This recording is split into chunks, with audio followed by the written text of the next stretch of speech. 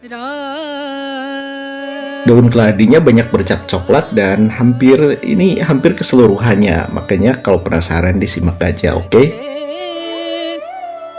राम नाम सुख धाम भजले राम नाम सुख धाम भजले राम नाम सुख धाम तेरा पूरन हो सब काम तेरा पूरन हो सब काम भजले राम नाम सुख धाम भजले राम नाम सुख धाम.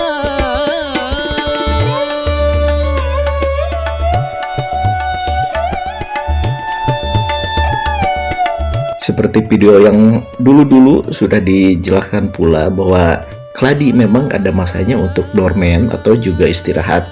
Nah, di video kali ini keladinya keladi yang seperti rusak, namun sebatas untuk pengenalan buat yang sobat pemula atau juga yang mungkin hobi namun masih takut karena memang keladi itu katanya suka mati. Nah, itu bukan berarti mati sih, tapi kalau yang udah paham ya pastinya santai aja karena memang keladi memiliki karakter yang seperti itu. Nah, video kali ini banyak banget nih contoh keladi yang daunnya ini seperti rusak dan juga nggak menarik banget. Nah, nanti ke depan atau juga ya di video kali ini tolong disimak aja dulu karena akan sedikit diberikan penjelasan kalau keladi ini bukan keladi yang harus dibuang. Nah, ini keladi yang rusak seperti ini harusnya sih diperlakukan sebaik mungkin supaya tidak terjadi istirahat atau dormen yang berkepanjangan. Kalau yang udah tahu sih mungkin ya keladi seperti ini sih penanganannya mudah aja sih. Nah, ini keladi rusak dan banyak banget bercak dan juga coklat seperti ini. Ini pertanda kalau keladi daunnya udah tua dan mungkin nutrisinya udah banyak, jadi di umbinya itu mungkin udah besar juga, cuman ini nggak dibongkar. Tapi kebanyakan sih kalau pengalamanku keladi yang seperti ini keladi yang emang umbinya udah gede dan cocok banget untuk dicacah atau juga untuk diperbanyak. Namun di video kali ini nggak untuk diperbanyak, cuman untuk ya sedikit informasi aja kalau misalkan keladi yang seperti ini harusnya ditangani ya sebatas ini aja diperiksa dari media tanam, dari daun, takutnya ada binatang yang suka terhadap daun. Namun ini juga perlu diketahui untuk sobat pemula kalau misalkan keladi yang udah rontok, udah jelek seperti ini, kalau misalkan nggak mau dibongkar ya cukup cukup dikasih pupuk dan juga bisa di pruning. Pruning itu tujuannya untuk memberikan tunas baru, yaitu dengan cara dibuang bagian daun yang udah rusak sehingga nanti pertumbuhannya cepat kembali dan memberikan tunas yang baru dengan cepat. Itu fungsinya untuk pruning. Apakah keladi juga perlu di pruning? Ya, jawabannya perlu. Karena beberapa pengalamanku kalau misalkan dibiarkan nanti tunas baru juga akan segera mengikuti daun yang rusak. Makanya yang seperti ini harus segera dibuang, yaitu tujuannya supaya tunas baru cepat muncul dan juga bisa menggantikan tunas yang rusak. Nah, ini kalau misalkan keladi jenis ini sih dari awalnya nggak terlalu bagus karena memang daunnya juga adaptasi, jadi yang udah tua daunnya bagus dan yang baru muncul daunnya hijau. Makanya ini bagusnya itu, cantiknya itu ketika daunnya udah tua. Nah, seperti ini awalnya nggak bagus dan itu terlihat ada satu daun yang menampakkan karakter aslinya, dan semakin lama usianya semakin lama juga akan semakin bagus. Ya, sedikit pencegahan untuk dormen atau istirahat. Ya, keladi perlu juga dengan penuh kelembaban atau cenderung basah juga nggak apa-apa. Ya, gampang sih kalau keladi menjelang dorman, cukup dibanyakin nutrisi aja sih sebetulnya.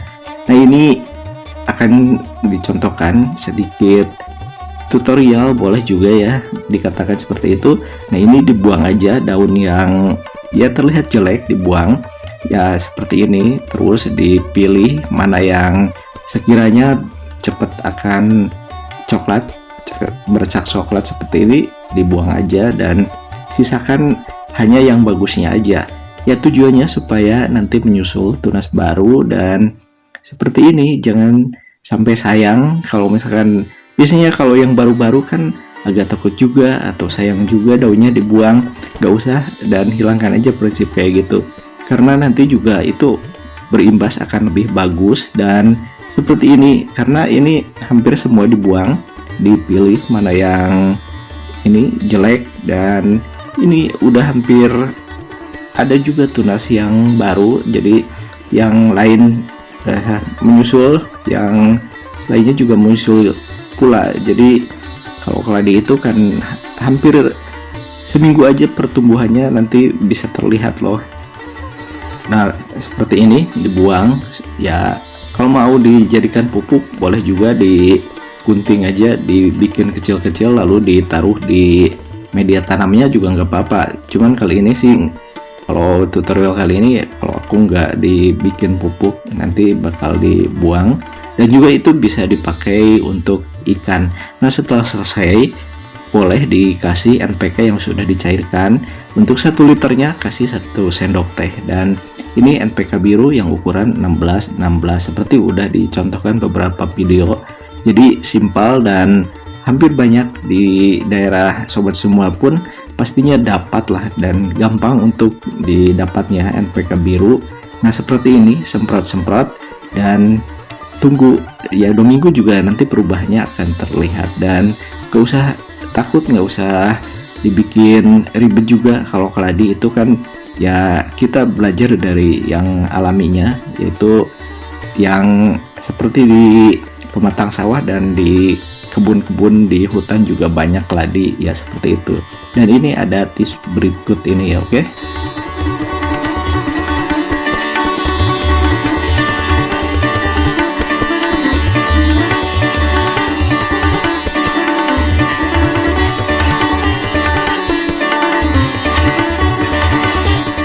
Kalau ini khusus bagian yang hobi terhadap lebah madu dan juga terhadap apiari, karena banyak juga yang kebingungan referensi bunganya apa sih. Nah ini adalah bunga asoka, dan hampir di seluruh Indonesia terdapat tanaman seperti ini dan mudah ditanam, mudah juga didapatkan. Nah ini kenapa dipilihin seperti ini, karena ini hampir nggak ada musimnya. Dan kalau misalkan nggak ada musimnya, jadi yang nggak mesti ganti-ganti bunga gitu kan, jadi cocok. Dan ini yang seperti pengalamanku, ini burung sogon yang suka madu, ini cocok juga. Dan misalkan punya beberapa kotak lebah madu, ini bisa ditanam di sekitarannya, jadi lebahnya itu akan semakin betah aja gitu kan. Dan semoga aja video kali ini ada hal positif yang bisa diambil dan tentunya bermanfaat sobat semuanya, oke?